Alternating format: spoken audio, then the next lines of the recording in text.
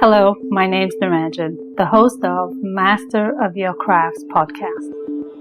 Learning from leaders who are continuously inspired, passionate, and driven to align with their soul purpose, sharing their gifts to bring healing to others. The music is composed by Rebecca Everett.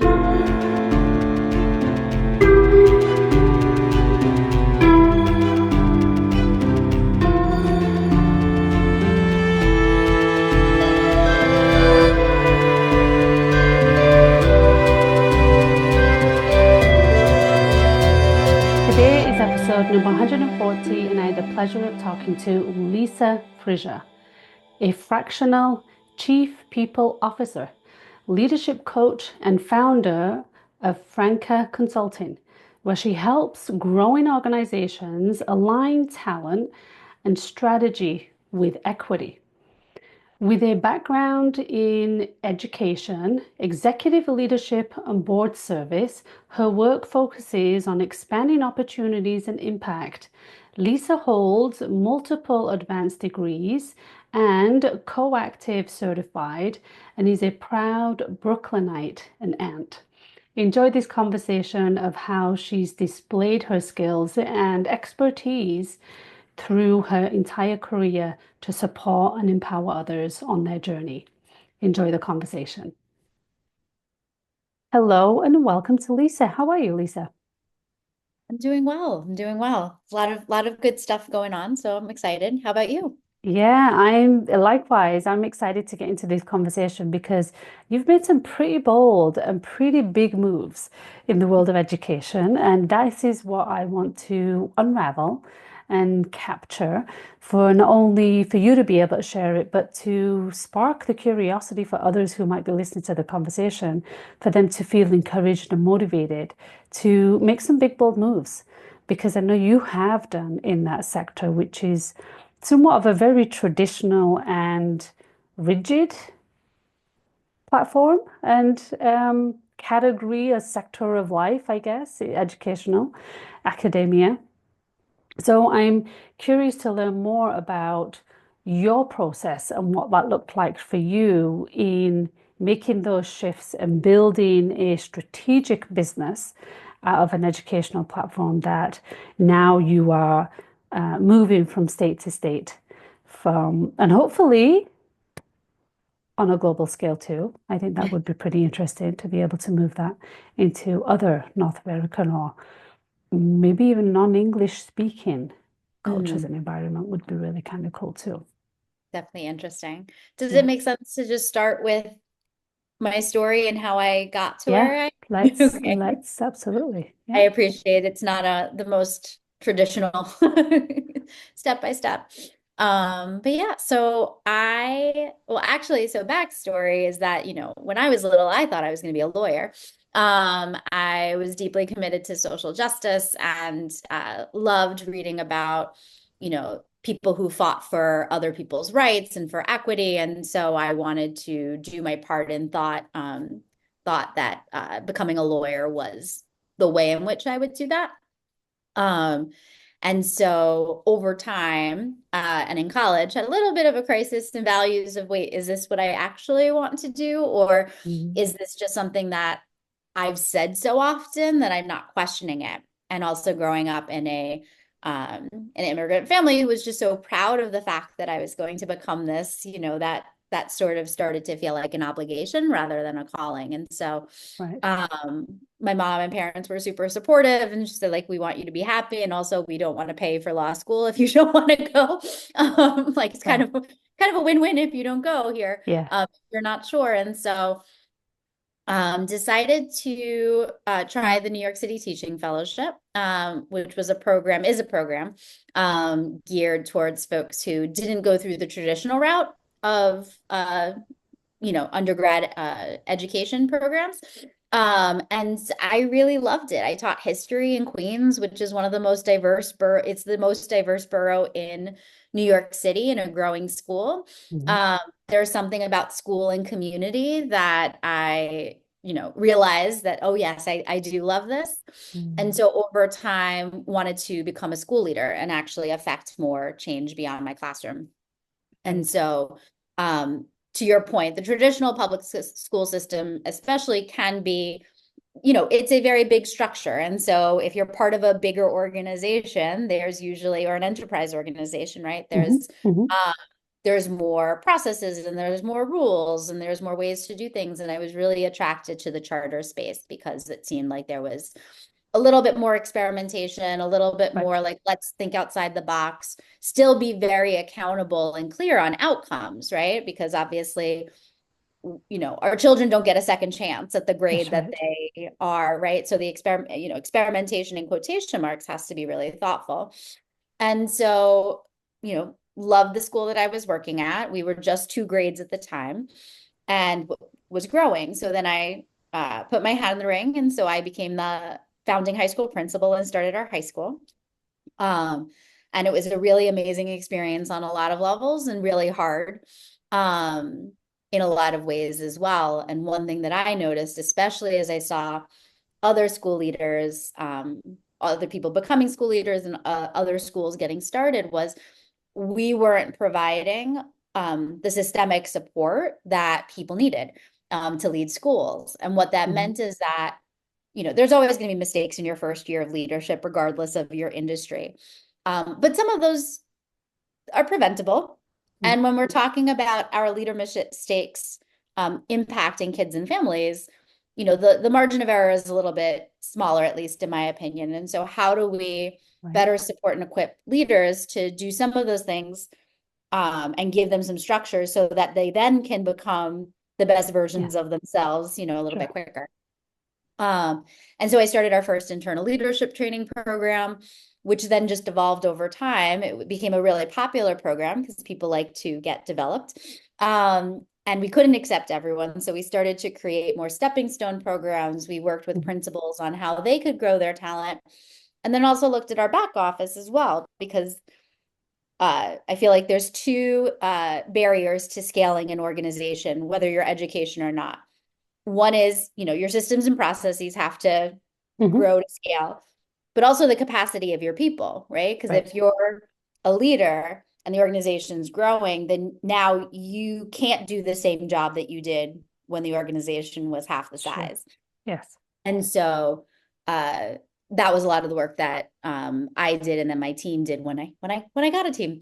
And then recruitment came under me, and then HR. And after a while of 14 years and a pandemic and so much work that had put in, to be perfectly honest, I wasn't the best version of myself at that point. I was pretty burnt out. And so we, made a lovely mutual decision to, part ways. And I took some time off. It was very much needed, and got to Yes. spend time with my niece and nephew, who had just been born. Nice. And then I started my own consultancy. And at Mhm. first, similar to the teaching, right? I was like, okay, let's see what this is. Is this something that I want to continue? And I really loved the ability to work with so many different types of organizations and so many different types of leaders. But every leader is somebody who cares deeply about their people and also understands that they have to produce outcomes as well, whether that's, student performance, whether that's revenue, whether that's, ensuring that agencies have the support that they need, whatever that is. Mhm. Um, and also that they're at a specific stage. Usually they're going through some level of growth, some Right. level of change. I joke it's sort of like the puberty of like an organization in that Yeah. messy stage, where, your old processes don't quite work, but you're not quite ready for Hmm. big enterprise systems either. Um, Right. which, strikes me as slightly amusing given that I, taught and loved middle school. So it's like, okay, I'm just drawn to like messy situations, I guess. Yeah, there's that too as well. Absolutely. What has that taught you about you? It's a great question. Um, I I think that the few things. One is that I can see patterns pretty well in ways that other folks may not always. Um, I can connect the dots across silos, right? So some Mhm. people are really good at focusing on their area, and that is a really much needed skill. I want to be clear. But I am someone who sees how things connect. And what that means is that it supports me as I create organizational strategy or organizational processes so that, we can make sure we're casting a wide tent within an organization to make sure everyone feels included and heard and seen. Um, at first I thought that my scrappiness was a deficit on some level, like, oh, like, I just get in there and maybe I should be more visionary, maybe I should be more high level. And what I've realized over time is that, my skill set is also very much, I can do that work, but I love being in the mess Mhm. shoulder to shoulder with leaders Mhm. Mhm. because, and that's just a specific stage as well. So Right. I've really learned there are specific stages of organizations where I really add a level of Mhm. value. Yeah. And there's others that I can, but it's not, my zone of genius, I'd say. Sure. Yeah. And it's important to identify that as we learn these skills for ourselves, going through these experiences. Sometimes they're even more painful than they are satisfying, but it gives us an element of definition to really identify who we are, which I think is so important and so dismissed Yeah, in the world of corporate growth or personal I growth. 100%. I had a coach in my first year out of my 9 to 5. And I had been so used to in a growing organization, in a startup, and, wearing lots of different hats and stepping Hmm. into places when things were needed. And as I was thinking about my business and what I wanted to do, I was like, well, I could do this and I could do this. And she said, Lisa, you can do anything you want. Hmm. Uh, but do you want to do those things? Like you can do it, but that That's right. doesn't necessarily mean you want to. And it really pushed me to start thinking about differentiating between things that I can do and things that I want to do. And that's, an ongoing process. I don't think I'll Hmm. ever be fully done. I don't Yeah, think we're ever fully done because it changes because we change.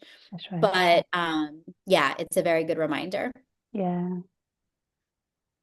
How did you define that this is part of your calling at this juncture of your life? Yeah, I mean, I was joking with another fractional um, chief last night at an event um, where I don't know if this is my way of making sense of, the bruises and the mistakes that were made early on that I can, leverage some of my learnings and the things that I've seen to help somebody else navigate their own leadership path. And it's, Mm. never going to be easy. It's always going to be hard, but perhaps we can avoid some of the mistakes so that you can better navigate your own leadership. Um, so I think there's that as well. I think also I have primarily worked with female leaders and leaders of color. And I think just traditionally we've seen they just are given a shorter a margin of error in terms of their leadership. And so Mhm. being able to provide that institutional knowledge or best practices as they navigate also feels very much tied to commitment to equity and access that I have as well. Mm. Mhm. So you recognize that that was part of your calling versus staying within the system and continuing that role. It's I don't think I would go back to an exact role like that, but I think there is a value. I think there's a value in being a student. There's a value in that consultant space where you're constantly in and out and almost like a anthropologist. And there's a value in being like a full operator in the mix, Sure. um, practitioner. And I see value in changing your seat at the table every Yeah. so often to keep it Yeah. fresh. So Yeah. I know that this time if I go back to that, will make me a stronger person, will give me more perspective too. Like there were times, and this is partly when you're with an organization so long, it's almost like you're a family who's been in the car too long on vacation. And you're like, why is this still happening? And then Yeah. you step out of it and it gives you a lot of perspective as to say, okay, this is something that everyone struggles with, or oh, we Yeah. made so much progress on this stuff. And then there are some things that, okay, yeah, that I was right in being frustrated there. Yeah. Um, but I think it helps to give perspective, and it's like cross training. If you're an athlete, you do lots of different exercises to get stronger. And so I think Right. all of those things are important. Yeah. Yeah. I often wonder that because we live in a world and we gain experiences through different places, people, relationships. And while we can get comfortable and pretty proficient in Hmm. certain ones, there's often an innate telling of when to make a move, Hmm. which is why I often ask the questions of others and ask myself of what is it the innate message, if you will, that's challenging you to make that move? Because it is a higher wisdom, it is a higher calling, or whatever language you want to use that. There's something greater that's Hmm. directing you towards that space to make that move because we're completely proficient in doing what we just came from. So why not stay in that? So I find that interesting in navigating that and hearing different people's perspective. Yeah, I will say that when I started my sabbatical, I did not fully realize how burnt out I was. Yeah. And so the thought of going back into a 9 to 5, not that it's ever 9 to 5, but going into a full-time employment position and chief position, just there was like a visceral reaction in my body Hmm. and needed that space away for at least some time. So Right. um, I don't know if it felt so much as a calling as maybe a calling to myself to Yeah. restore more than anything. And then Yeah. with that restoration came clarity that Sure. this is Sure. the adventure for now. Yeah. While there is an uptake in the transition of your business as you go into a role of consultancy, maybe a little bit deeper, having come out of that recovery from the burnout of what you've been through, what do you feel are some of the attributes and some of the key skills that you've learned to develop for yourself that put you in alignment to this purpose of here's who I am, this is what I have to offer, and this is why I need to do this. But what are those things that keep you on that track? Uh, so just to clarify, meaning like what is keeping Attributes me you aligned hold. versus kind of pulling Yeah. me back into that space. Yeah. But what are the attributes? What are the things, the skills, the tools, the mechanisms that keep you in alignment to that? Yeah, I think like anything, it takes work and it takes discipline. So I Mhm. think, I do quarterly step backs with myself. I have a plan of things that I want to accomplish, backwards planned and, color coded and all that fun stuff. But taking that quarterly step back to say, what are the things that I do? What is the work that I want to do? What is the work I want to prioritize? And if it's a big, ambitious thing that can't happen in 3 months, then what are the steps that I have to take to be able to do that?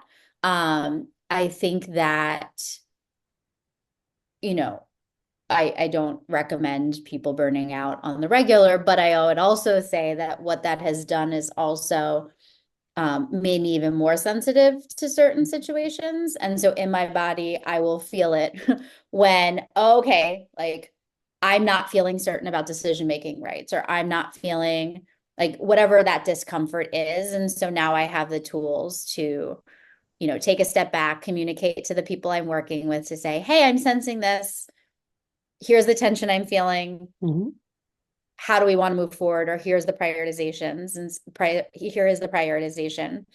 And so I have found in this type of work, especially, really developing my ability to set boundaries in a way that I'm just not good at for lots of different Right. reasons. Right. I'm not that person. And so, but what I've learned is that not setting boundaries is not just, bad for you as a person. And obviously that's important too, but you're not serving anybody Yeah. when you are running on empty either.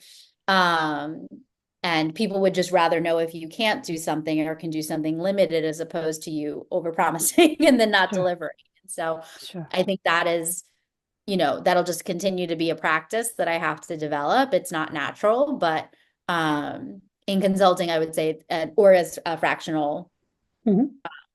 chief people officer advisor, it's part of it's part of the structure, right? Is to say Right. we've entered into this agreement, and so so often coming together to say, here's what I'm prioritizing based on what I'm seeing. Is that how you're Yes. seeing the world, or is there another way? Or Yeah. let's take a step back to discuss how we're interacting.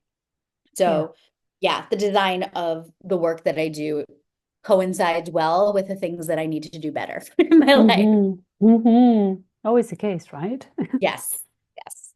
It's always the case. What we seek to deliver and serve for others is often what we need for ourselves. Mhm. Hmm. What is your overall intention for the skills that you've developed in not only your consultancy, Mhm. but the intention you want to share with others in the world and in the industry, but intentions for yourself? Yeah, I think one thing that I am continuing to work on is just how do I continue to distill some of the best practices that I know in a way that feels applicable to a lot of different situations, but also, underscores the fact that it has to be customized to you. I'm someone who gets into the weeds, gets into the nitty gritty, and then from the details, I can figure out the strategy, Hmm. which is great as an advisor and great in that capacity.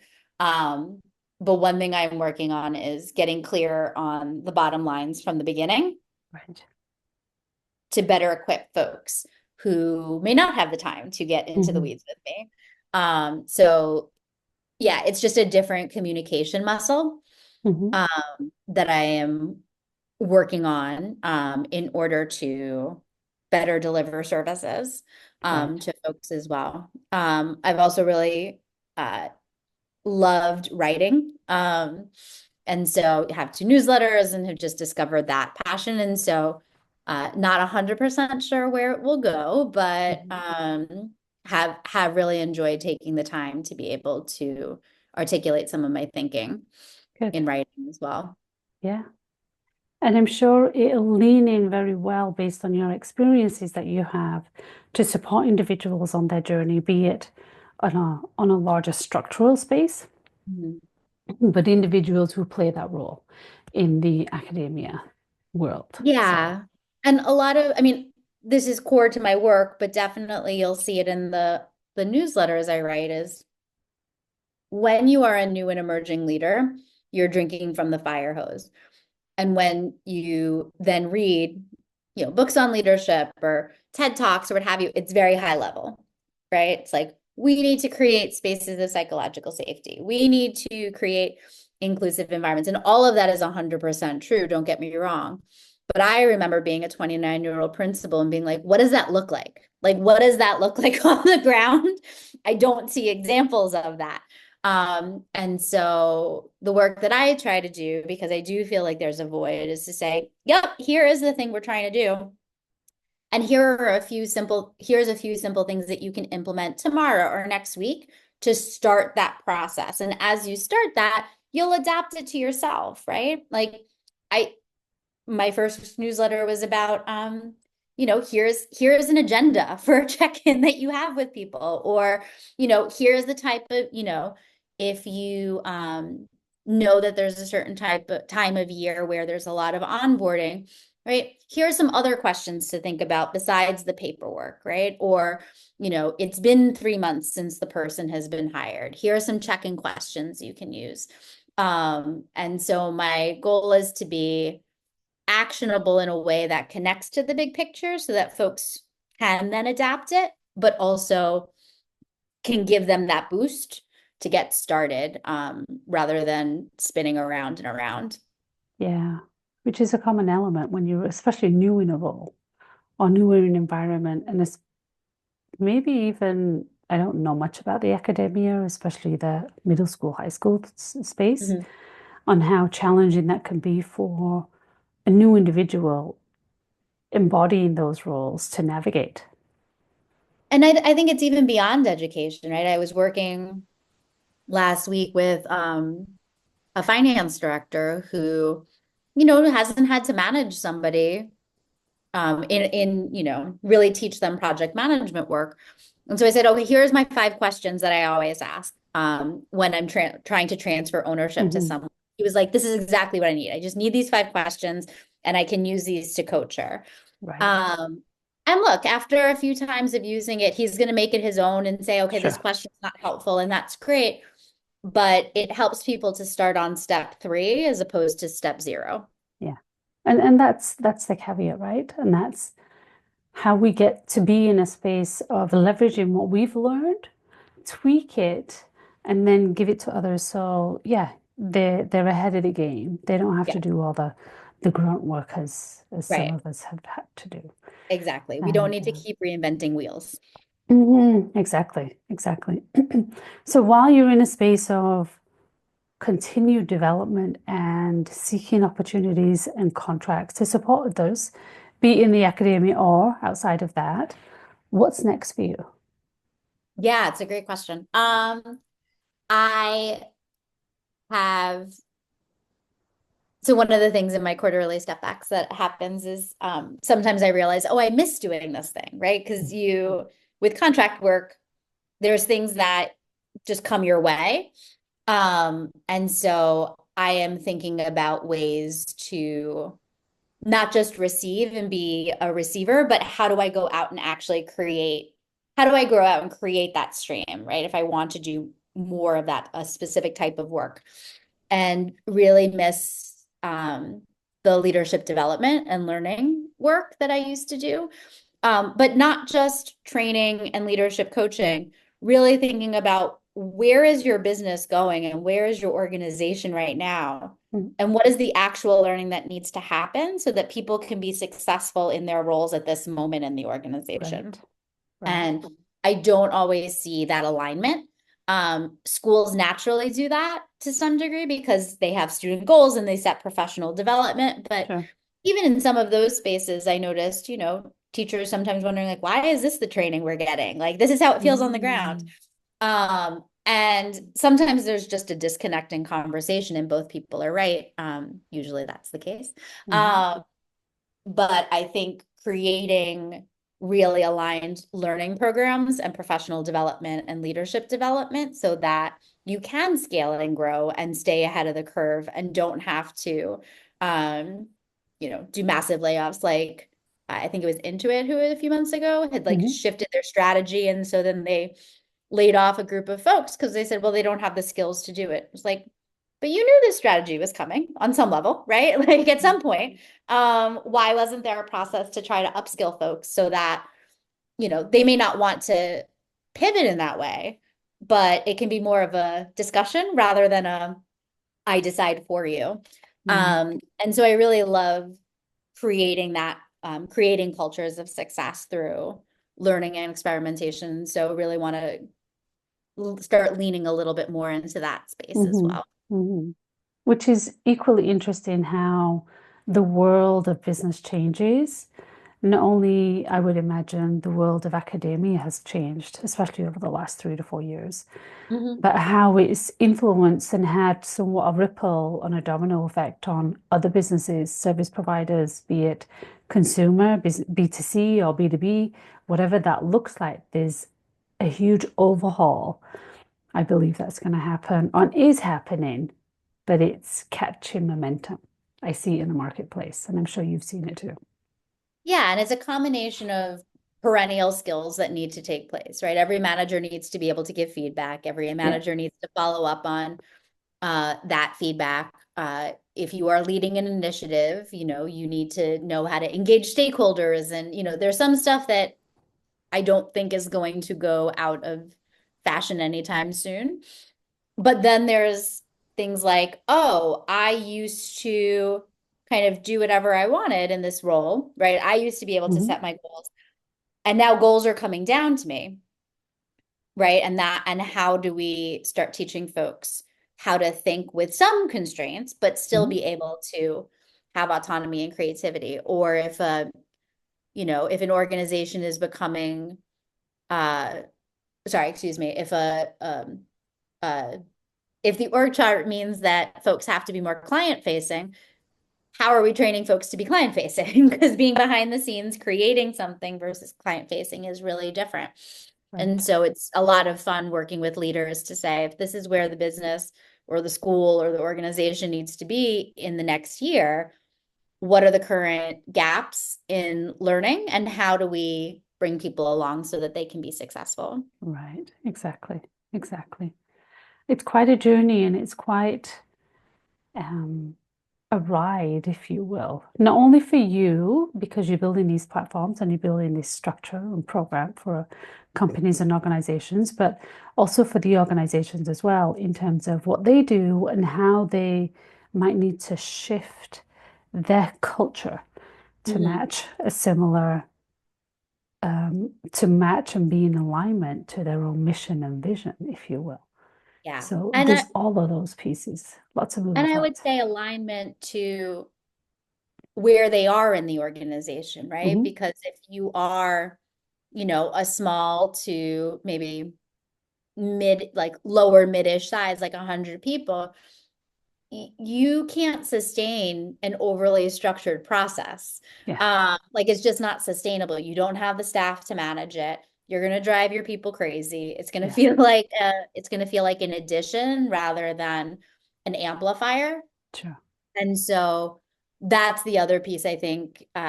Most smart people get it needs to be aligned to mission and vision. And they're able to do that work. But I think the bigger challenge that I've seen is what can you actually do well at this time? Hmm. Um, and what is the expression that someone shared? Like, what can you get a B minus on Hmm. versus an A? That's fair. That's Yeah. fair. Yeah. It's all very interesting how, from a place of academia and building a school structure, you've now leaned into a place of supporting other businesses and other corporations in what they're doing and how they can better train and leverage and utilize their people, essentially. Mhm. Yeah. So it's beautiful. Yeah. Is there anything else you would like to add as we close out this beautiful conversation? I mean, I think the one thing that I wish that I knew more, someone may have told me at 21 and I just didn't listen. That's very fair. But the one thing I wish that I had internalized, is that life comes in chapters. And so, you don't have to have everything figured out. You don't have to, if you're 30 and things aren't in alignment, I think it's a process. You're going to continue to change. And so I think just having those regular step backs with yourself is important, but also understanding that different chapters of your life mean that you prioritize different things and there's Right. no wrong or right answer. Yeah. Um, but when I coach folks and share that as well, you just see the relief in people when you say that. You're like, we're Mm, not figuring out the next 30 years of your life. We're figuring that's out the right. next 5. That's right. And one coaching client I shared was like, do you know a business that has a 20-year strategy? And they're like, no. And I'm like, right. So like, why are you putting why are you putting that level of pressure on yourself On as well? yourself. Yeah. Yeah. So I would say that's the biggest thing is folks hear about different journeys. Just know that yours is going to change and evolve, and that's a good thing. It is, ultimately it is. Change and being uncomfortable, I think, are the two biggest things that we can all learn to embrace a little bit Mhm. more because with that comes growth, and with growth comes opportunity. So why not? Yeah. Why not? Lisa, thank you so much for Thank sharing you. your expertise, your stories, and your lived experiences, including the burnout that it came with. So at least we know that burnout came with some value, if you will, Yeah. because we've all been there, right? I mean, I don't know how many times I've had burnout, but nevertheless, we've been there and it's been a journey. So we live and learn from it. So Thank you for sharing your experiences and expertise, and I'm curious to see how it's going to unfold for you as time goes on. So thank you. Thank you so much, and thank you for having me. You're very welcome. I'm Naranjan, and you've been listening to Master of Your Crafts podcast. Please subscribe, rate, and review, and join me next week for another episode. Thank you for listening.